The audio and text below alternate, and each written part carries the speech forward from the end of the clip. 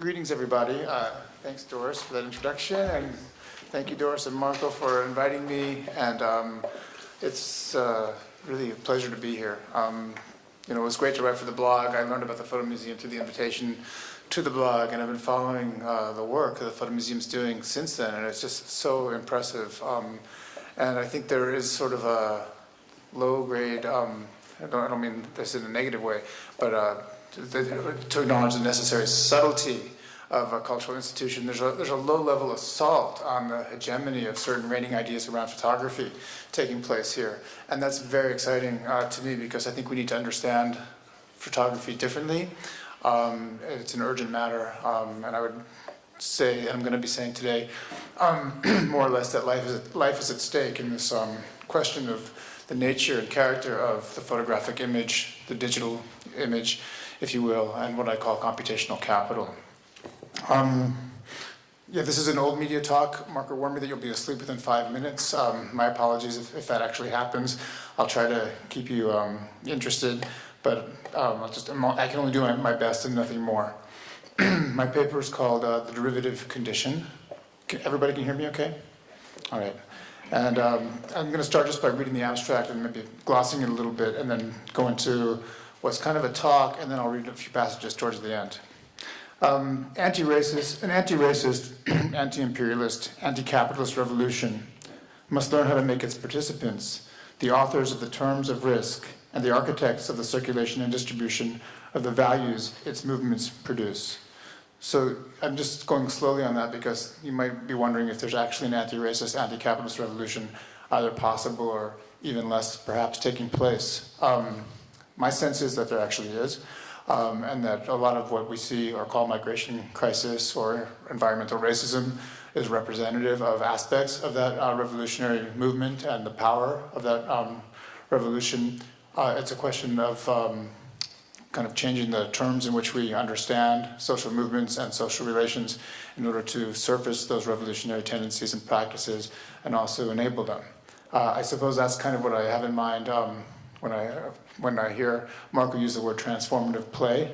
So the transformative play here is partially theoretical, to kind of reconceive the sociality that's embedded in digitality, but it's also political in as much as it's trying to seek new forms of solidarity, new kinds of alliance, and new recognitions of agency. Such control means securing the content of protest and democratic liberatory innovation for the protesters, and not, for example, allowing efforts to make social change be reduced to mere content for sensationalist media platforms that secure the world in the hierarchical terms dictated by today's fractal fascism. So there are a couple terms here that are important in my work. One of them is this term fractal fascism, which I take from kind of Frankfurt School analysis of fascism and strongman dictators and the authoritarian personality, which is consolidated through what we can now think of as the expropriation of the desire and attention of various mass social forms. So in exchange for your lack of agency in the social world, you actually give your desire to someone who represents your possibility for agency, and that becomes your representative in a social space.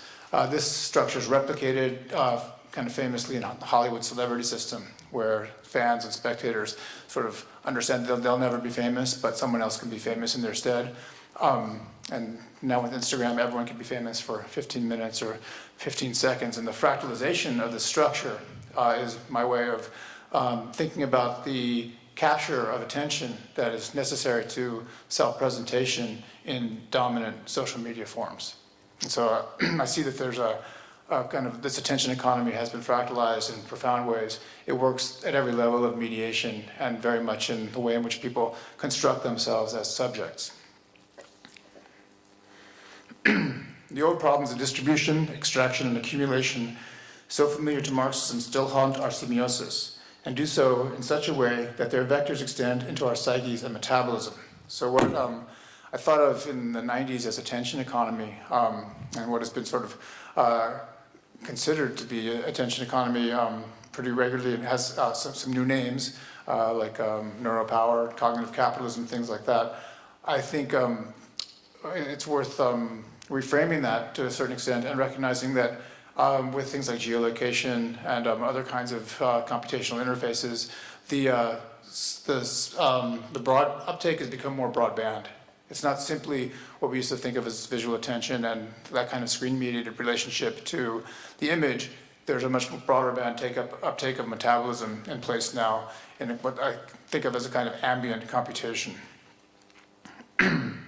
This essay builds on notions of informatic labor, something I'll describe in a little bit more detail, informatic racism, computational colonialism, and computational racial capitalism developed elsewhere in my recent work for a return to the cinema and the photographic image. And with the ambivalent benefit of hindsight that comes from contemporary conditions of derivative living in a fully financialized world. So those are some terms that I'm going to be working with also here today. This idea of derivative living and what it means to sort of have to wager within an informational matrix. And the idea of full financialization, which I take from Randy Martin's notion of the financialization of everyday life, in which more and more granularly, pretty much every thought and movement that one has becomes financialized. And my understanding, anyway, this happens through an informatic intensification. Yeah. With the ambivalent benefit of hindsight that comes from contemporary conditions of derivative living in a fully financialized world, explores its prior function and future potentials as a derivative machine. This is the really weird part of what I'm going to say today, which is that cinema and digital images are forms of derivatives, and that the cameras are derivative machines. And so I'm trying to make a connection between what we normally think of as a representational or expressive form with the financial instrument. We conclude with the question of derivative communism. Are there communist derivatives possible? And if so, what would they look like?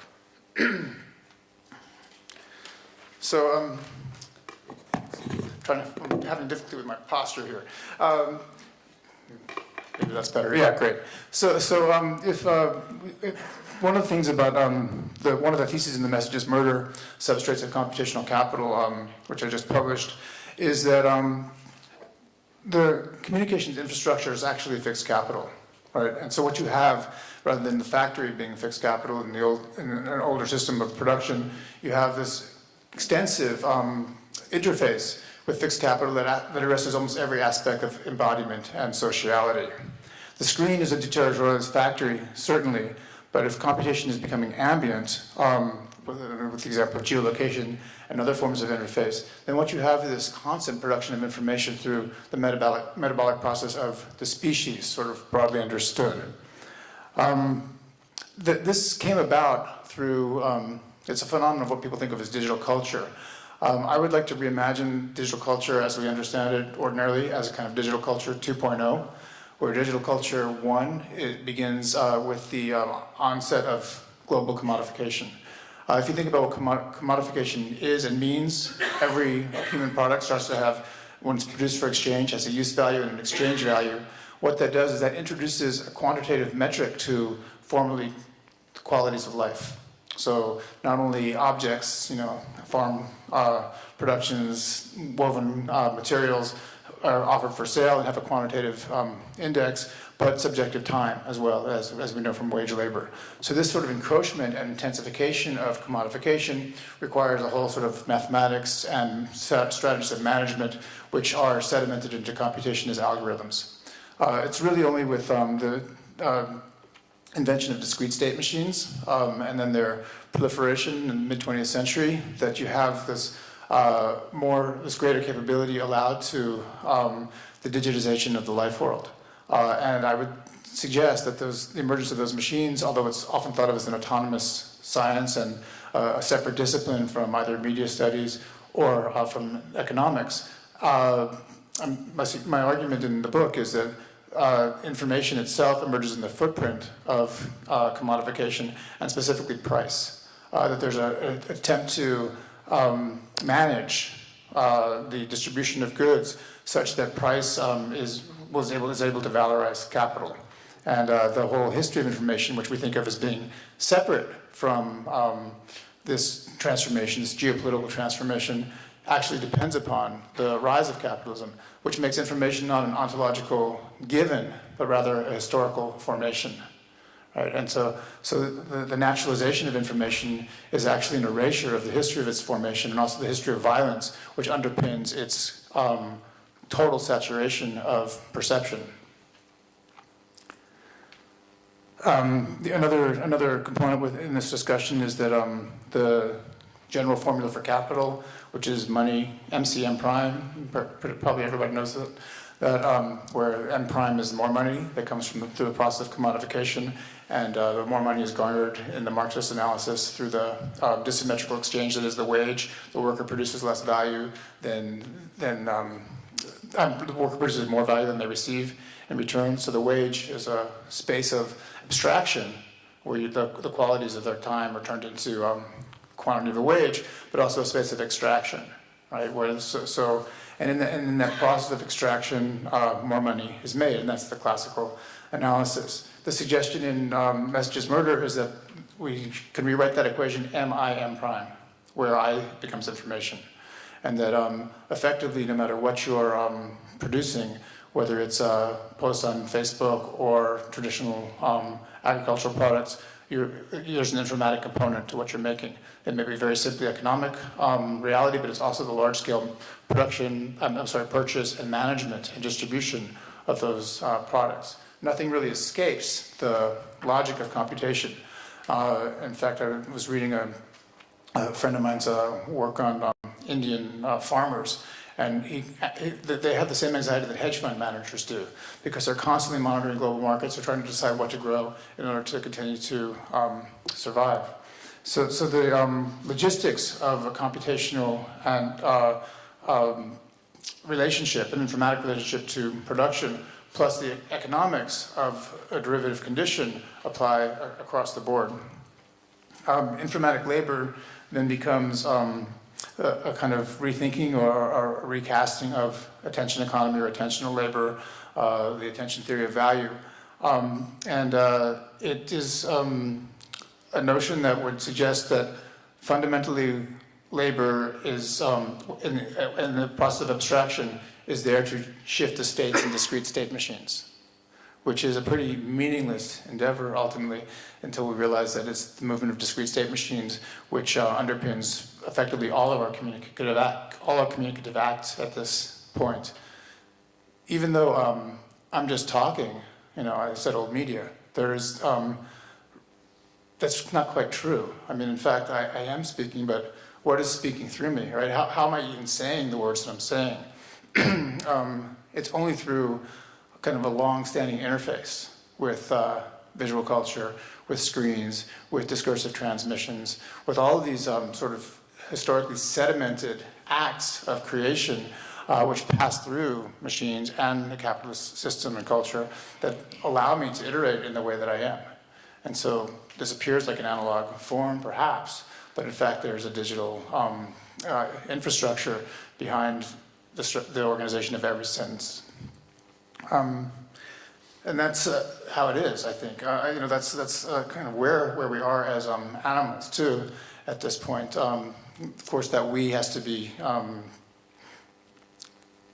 used critically, right? I mean, it seems very easy to construct a community with a we, but as I pointed out in some of my questions or comments earlier, it does seem that the potentials for exclusion in various modes of subjectification and various calls for community and communication are quite precarious and quite dangerous. And if what I'm suggesting is true, that computational process underpins our communicative acts in order to financialize expressivity, that also means that our sociality, our communicative relations and co-constitution depend upon the geopolitical situation of value extraction globally, which means that there is within what we say and within our images the sedimented labor and violence of really radical dispossession. And to allow that to haunt our work, at the Photo Museum, in our scholarship, in our research, the kind of haunting of that violence, which is the condition of possibility for our speech and our co-presence here, I think places some political imperatives on how we talk about photography. how we talk about digitality, how we do culture, whether as activists or radical makers or professionals. And so that pressure, that sort of debt, is something that I want us to feel. And what my work is really dedicated to voicing as best I can. And I have huge limits, which I live with and I'm aware of, so I'm not holding this up as a kind of my work in particular as a model. I really, truly do not feel that. But I do feel that this awareness of 2 billion people living on $2 a day, which is one of the great achievements of contemporary society, and that the intimacy of that dispossession with any forms of self-possession and communication have to be, have to inform semiotics, semiosis.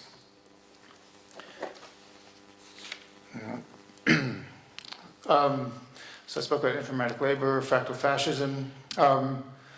This informationalization of the life world and an imposition of interoperability imposed by what I call computational racial capitalism creates something like a derivative condition. That is, we're forced to hedge our bets in order to procure the betterment of our own situation and, in many cases, survival. And we do that in part through the normal economic ways of saving money in the bank, assuming you have employment and you're banked, but also through our expressivity and our expressive possibilities. In a fully financialized world in which our expression is absorbed by media platforms in order to make money for shareholders, there is, in a way, a guaranteed failure in any quest for liberation that uses contemporary media.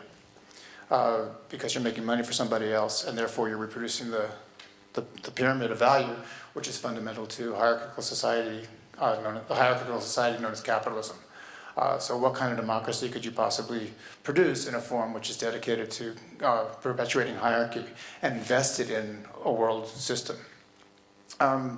That's a real question, and so this question of the derivative, I want to talk about a little bit more in order to see that both dominant media forms, like contemporary films, photo exhibits, people who create images have this derivative structure, their wagers, their attempts to get from M to M prime, and also raise a very difficult question, which I'm kind of less confident in talking about in this context, or really any context, about whether or not it's possible to create a kind of socialist or communist derivative, a more democratic derivative, what that might look like. And from myself 3 or 4 years ago, it sounds even weird to say this at all. My investment has really been in kind of an anti-racist feminist Marxism, and I've learned more about some of those prefixes in the last decade or so, but I never thought that I'd be talking about the possibilities of radical finance. I mean, finance was always a dirty word to me, so using it now, I mean, I know I'm social,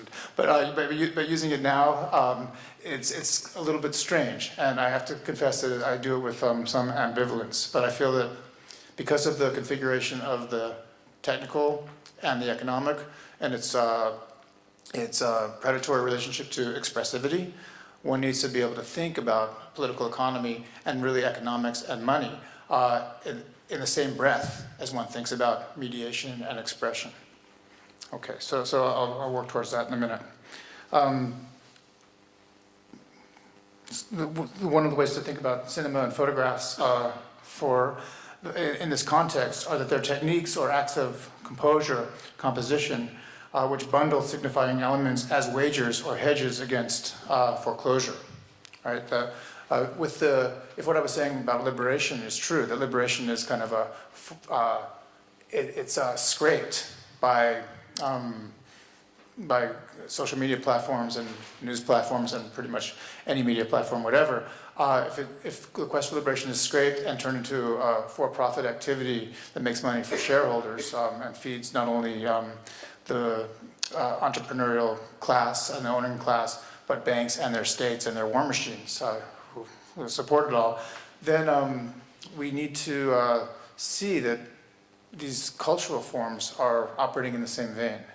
Because understanding that they do operate in the same vein might allow for an analysis which would create a kind of détournement in relationship to them, where we could repurpose them in interesting in ways. The other part of my paper, which I'm skipping because I'm actually just sort of like speaking what was a longer paper, I thought I had a 45-minute read to give, but I realized there's have to be time for Q&A, so I'm quickly summarizing some of the points here. Is within this paper there was a reading of Tsai Ming Liang's film Stray Dogs. Do people know that film? Tsai Ming Liang is famous for these kind of long takes, sort of Tarkovsky-like, which are not only there's a little happening sometimes, but they're also syntactically very ambiguous. And so there's a whole strategy for why he does that, and the films are really intense and quite beautiful in a way. But he accomplishes a kind of exhaustion of the signifying power of the image while letting it remain as a machine, actually, that devours time and subjectivity. So he produces a kind of aesthetic corollary to what I think of as the derivative condition. So if you had seen those films, or if I had shown a clip, which I didn't, sorry, then you would have like one possible feeling for what it feels like to live on the derivative, or as a derivative. The other way I think about sort of derivative living is the mental condition of my students, who are all, I mean in the US anyway, they're all sick. I mean, really, it's like I've been teaching for almost 30 years now. The last couple of years of students are the ones who really can't concentrate, can't do their work, can't even sometimes engage in a seminar because face-to-face participation is intimidating and somehow feels really, really risky. And there's a level of objection associated with the impossibility of becoming what they might want to be, which is really terrifying. And it's, as professionals, as academics, my generation feels this too, in a way, the sort of impossibility and kind of plight of the meaningless striving for recognition, even as you recognize that the system can absorb absolutely everything we do. It's much worse for my students' generation, where they're physically sick over these things. And so that to me also is sort of one of these, a profoundly disturbing symptom of what it feels like to live in this situation of imminent foreclosure. And then the sort of helpless necessity to wager in some way in spite of all that.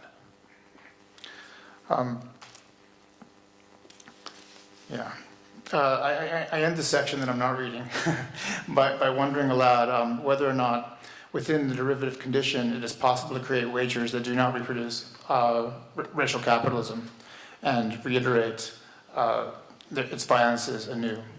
These would be wagers of liberation, anti-racist, anti-heteropatriarchal, anti-imperialist, socialist derivatives, or communist derivatives.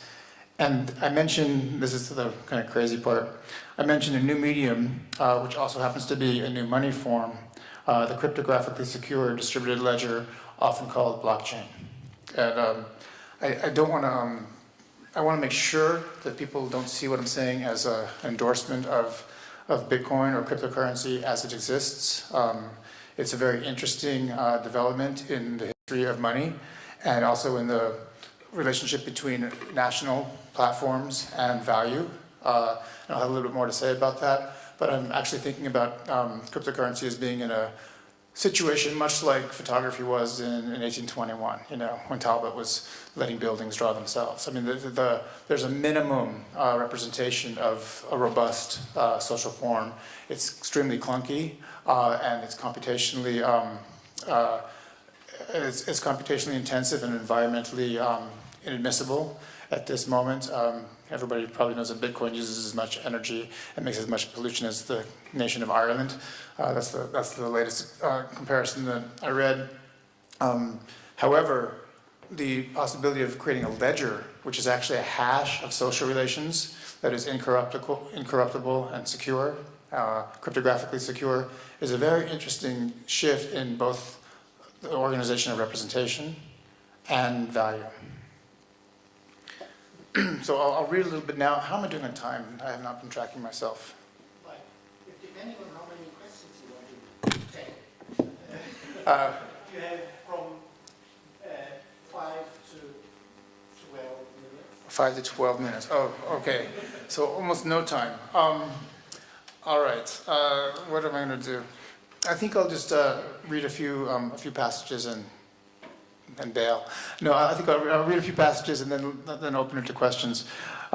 In the previous section, the derivative machine, life cut, bundled, and sold, one that I just summarized, I endeavored to make the argument that with the financialization of everyday life and the capture of informatic labor by ambient computation, what we call films and digital images can increasingly be understood as derivatives. In the main, they were and remain media to risk the gain from M to M prime, whether through the use of archival images and sound, or more commonly through the capture or generation of new images and sounds with machines whose operating systems are derived from the archive of prior knowledge formations. That's my reference to sort of the sedimentation of imperialism, and in the larger argument, there's also a sedimentation of gender relations and racial formations.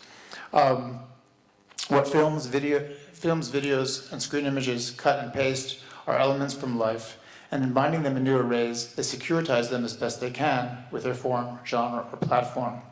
More precisely, like the securitization of home mortgages, these acts of composure are rigorous transpositions engineered to ward off foreclosure and manage risk. Indeed, they are, at a basic level, not exceptional, because with the digitization of nearly all semiotic activity by computational racial capital, any particular communique, from advertising to a call to arms, can be understood as an edited composition that functions as a kind of wager. The film, with its built-in imperative to be watched, is, as Sean Cubitt might say, in the subjunctive. Such wagers within the image, by means of images, or more generally wagers in what is called digital culture, within information, by means of information, are bound by principles that are equally as social as they are technical. They are intentional expenditures of resources that might be used otherwise, designed to constellate resources that may well have other demands on them. The autonomization of intentions by fixed capital in the form of apparatuses, famously Flusser's camera, but also computational algorithms, which for Flusser were not different, only makes the informatic landscape more precarious, the metagame more complex. This condition of wagering on information is not a choice, just as one does not have a choice but to live and strive on a polluted planet plagued by environmental racism. And by expressing it in these words admittedly calibrated and nuanced in alignment with my will to a certain polemical endpoint today, is radically overdetermined by the material condition of our existence and the planetary subjugation of life. That's why so many of us are talking about the same thing. The financialization of everyday life means that decision and indeed metabolism are subject to a relentless calculus of optimization from all quarters. The imperative is to apportion resources and calculate returns. My speech here is a wager and an enticement to you to wager along with the ideas that I'm expressing by paying attention, perchance to dream. And even though I'm asking you to valorize this wager with your attention and hence your risk, to execute the program or multiple programs of this thought with your thought, of course I speak and I write just as others make images, with the clear knowledge that the vast majority of the world will blithely ignore me, and with the faint hope that my now unavoidable addition to the neg entropy of climate-changing, white capitalist, heteropatriarchal global semiosis, executed by means of discrete state machines, will also be a small contribution to some form of liberation. This change in the character of the world, a world where precarity is on the rise, war has become permanent, some people are richer than the richest kings in history, with just 8 men having more wealth than half of the world, and justice is scarce indeed, our world could not have come about without the cinema and with digital images. Some might be surprised to hear me say this, and to be clear, I'm not saying that cinema and digital technologies are to blame for the financialization of everyday life, no more at least than is the Hollerith punch card famously used by IBM and Hitler responsible for the Holocaust. But I am saying that the rise of screen cultures is in no way incidental to the encroachment of brutal financialization on all aspects of existence. Just as today's computational armatures are inseparable from the global organization of a world in which genocide, incarceration, forced migration, permanent war, and endemic poverty is the norm. With the rise of photography and cinema, images outpaced words and slowly but surely marginalized the power of speech and imposed a paradigm of information and digitization such that expression itself became a financial instrument. The industrialization of the visual realized by cinema's bringing of the Industrial Revolution to the eye meant also the colonization of the mind and the senses by the new protocols of value production. And we've heard some really good examples of that today. Thus, the media of expression become work sites, and mediation became work. And those of us who would express a version of ourselves, along with those of us who are forced to do so, became workers in the deterritorialized factories of the media. Without such a thesis, we cannot fully grasp the world historical significance of the rise of screens and screen cultures. So given the amount of time here, I'm going to stop reading and maybe open this up for a conversation. I know that I've said some things which probably are more tantalizing or annoying than clear. So if you want to draw me out or argue, whatever it is, I'm totally happy to do that. I just want to respect the time frame. I have a little bit more to say about cryptocurrency, but I'll just maybe do that in a conversation. So thank you.